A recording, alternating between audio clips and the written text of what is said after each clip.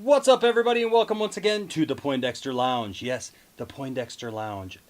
A place for nerds. That's right. It's a place for nerds. All of us nerds. We're all up in this piece All together. kinds of nerds. That's right. We got nerds stacked to the ceiling in this place. All right. Hey, my name is Enosh, aka Enosh Fett, and with me, as always, is the lovely Tiff-tastic. Yes. And we just want to welcome you to the Poindexter Lounge. If this is your first time, hey, why don't you consider hitting that subscribe button?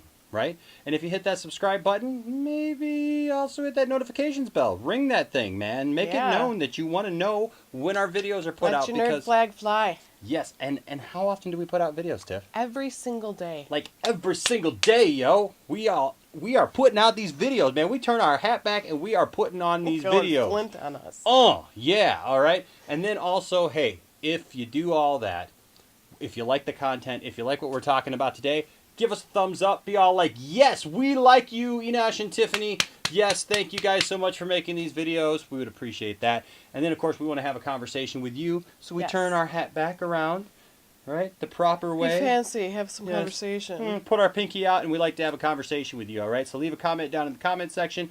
Or you can go to Twitter at Enosh Music, or you can go to... At Grand Tiff Tarkin. Yes, that's right. Tweet both of us. Let us know what you think of the show, of the things that we talk about, and let's have a conversation and keep it going. All right. Tiffany. Yes. We've been talking about a lot of girl stuff lately. Yes, we have. I'm not opposed to that. Yeah, a lot of girl power, huh? Yeah. Yeah, you like that, huh? Kick butt. That's right. And today we're talking about even more because it was announced this weekend that, and we knew for a while that Batwoman was coming to the CW. Yes. We knew that Batwoman was going to be on the fall crossover event. Now, Tiff, what have you thought over... We've had 2 crossover events so far. What have you thought about these crossover events? For which shows? Well, the crossover events on the Flash, DC Legends. shows. Yeah, you know, every year the DC shows on the CW, they do this big crossover event. Arrow, Flash, Legends. Yeah, Supergirl. And so they do all this stuff. And we've had 2 of them now. So what have you thought of these crossover events? I thought the first year was okay. I think they were just kind of feeling out the waters, seeing what they could get away with, what they could do. And it was actually pretty cool with what they did with the aliens for the first year. But I think that they actually stepped it up a little more the second year, knowing what they could do, what they could get away with. They went from, here's a little bit of a crossover for the last 5 minutes, not even 5 seconds, to this year they had like episodes within episodes all tied in together. So it was nice to kind of see them just kind of springboard from last year into this year. So I'm hoping to see more of that this year. Yeah, I agree. The first crossover they did was a real kind of a disappointment for me because they billed it as 4 nights of crossover. Yes. And it was really like 2 seconds of crossover. It was like 2 nights of crossover with like a little bit thrown in here for a couple bookends. I mean, that's what it felt. I mean, they played the entire episode of Supergirl only to play one little thing at the very end with the Flash. That they played the exact same thing the next night on the Flash. So that just didn't count to me. So, but last year with the whole Planet X thing, man, they stepped it up, and it was you so couldn't wait to to see what the next show was going to do because it was just pretty much 4 nights of the continuation of the show with everyone in it. Yeah. It was nice. So I dig that. And then, so this year they've been dropping a lot of hints that Batman exists in this universe. They've said flat out that Superman did not exist in this universe, so I don't understand that. But Batman apparently does exist. Because we've heard about Bruce Wayne Industries on Arrow and whatnot. And so now we're getting Batwoman, who's supposed to be in this crossover. What we didn't know is that Batwoman is now getting her own series. Nice. Yes. That's awesome. So for all of you evildoers, this chick is going to be out there to kick your butt. Look out. Yeah, and she looks mean. Trust me. She does not look happy. No, she looks like she's going to kick somebody's butt. Yes. So anyways, so it's going to air on the CW, and we already have 5 DC comic shows, right? Awesome. So this will be another one, and kind of shows DC knows what they're doing. Yeah, I mean, produced by Greg Berlanti. They're adding the 6th show, Batwoman. Now, Caroline Dries, who who helped with Smallville and The Vampire Diaries, is reportedly writing a potential pilot for a Batwoman series, with the character to be introduced in this fall's annual crossover event between 4 of the 5 main shows. So obviously, they're not bringing in Black Lightning yet. Nope. Into the fold. But they just started, and they've got their own stuff going on right now in their universe. So this airs in December, right? Nice. And so then, after that. So is it going to be like a little half-season starter, see how it does? That's what it looks like, because they're saying casting will begin soon to fill the role of Batwoman, and if the pilot is picked up, the series could be on the air by early 2019. Nice. That's actually what they did with Black Lightning, is they actually gave it like a half season in from the original season to see how it did, and then it took off so much. I mean, we actually got to meet them at Comic-Con. Yes, it's in our opener. It is. Black Lightning's in our opener. So it's one of those things that, it could do very well, and then now we're like, okay, hurry up, now we want another season. Yes. Or it could, crash and burn. So I'm hoping that this airs on the side of... So optimism right there, isn't it, ladies and gentlemen? Yes. We've had shows that you're not happy with right now. Oh. Yeah. That I'm still okay with. I want to see where it goes. Supergirl, what am I to do with you? Okay, so for the novice out there, because you may be looking at this picture behind us and going, who is this? Who is that? That doesn't look like Batgirl, and that's because Batwoman is completely different than Batgirl. A lot of us grew up with Batgirl, and now we got Batwoman, and that's not Batgirl all grown up. All right, that's not what it is. Two completely different characters. She got a new costume. She got her hair did. Yeah, so Batwoman is much kind of more hardcore. Yes. Batwoman is more mature in the themes. All right, and so just kind of give you a little breakdown. Batwoman is a woman named Kate Kane, who became Batwoman, and so here's an interesting thing about this.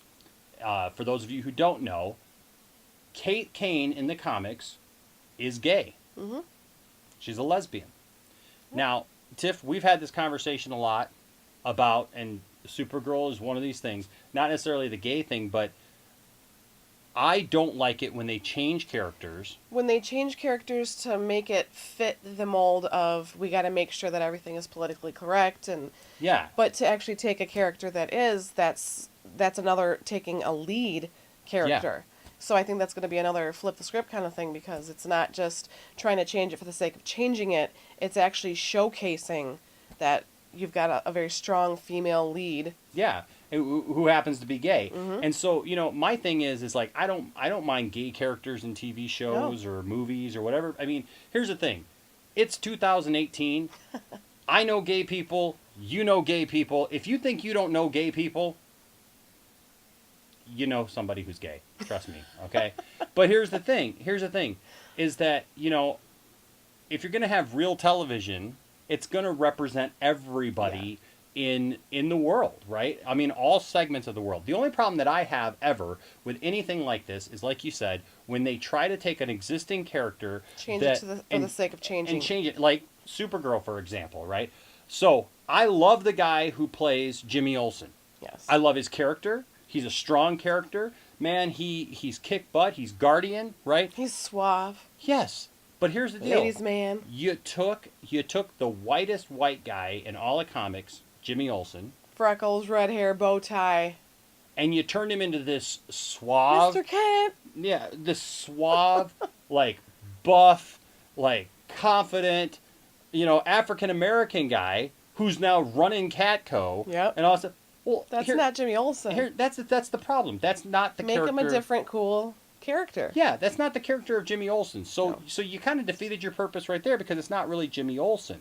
It's somebody else completely. And Jimmy Olsen doesn't become Guardian either, so... I mean, if Smallville can do so well in making Chloe a character because she did so well in the show that they wanted to write her into the comics, do the same thing in our shows. If you want to change it up that much, make it a new character. Invent a character that people care about, okay? I mean, and even George Takei. So this isn't just something that I'm on this bandwagon of, because there's times when it's good. Yeah. Like Lawrence Fishburne.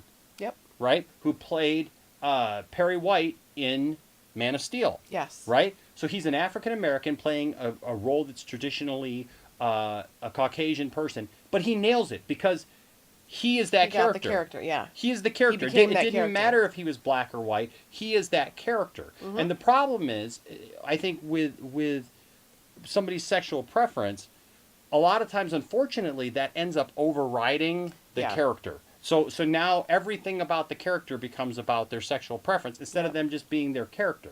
And it takes away from the story, it takes away from everything. And I don't want to see that. I want to see the nice person. Balance. I want to see the person. I want to see their story. Yep. And so the thing is You were like saying George Takei. George for his Takei, character, even who is gay, who plays Sulu on Star Trek. For Who is those who don't openly know, gay. if you're on this channel, you should know. yes, but yeah, he plays Sulu for years in Star Trek. But he's openly gay. He's a gay rights activist. And years ago, the producers of the Star Trek movies came to him and they said, The we new want, the new ones, remakes said we want to make this new Sulu gay in the canon, and he told them no. He told them no. He did not want that. That the character was not gay, and that even though he was gay, He said, "I don't want that for my character in real life." yeah.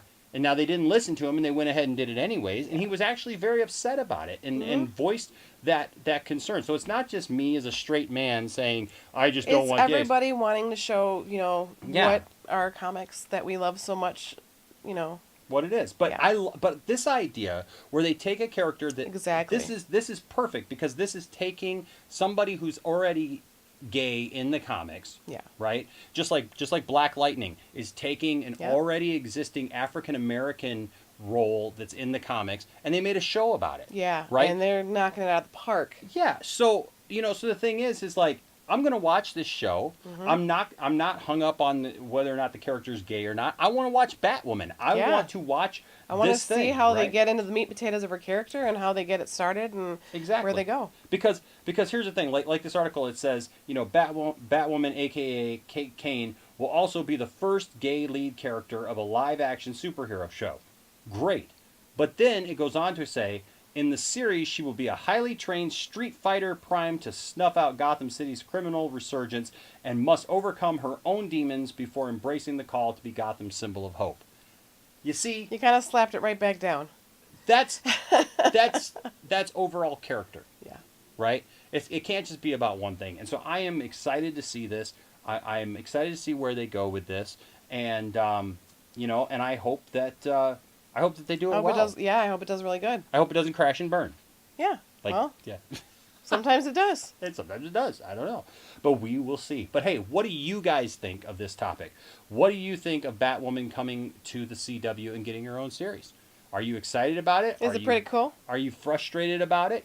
Maybe you just don't agree with this, and so you just don't want to see it Do on you go to TV. other sites and have you heard other things that we haven't mentioned on the show? Yes. Are you part of the production of Batwoman and want to let us know some juicy tidbit about the show? Tids and bits. Yes. Hey, bring it on. We would love to hear from you. So please leave a comment down in the comment section or go to Twitter at Enosh Music or At Grand Tiff Tarkin. yes, and leave us your comments and let's keep the conversation going, all right? Until next time, if you see this lady up here, I get away. I would run for cover because she's angry.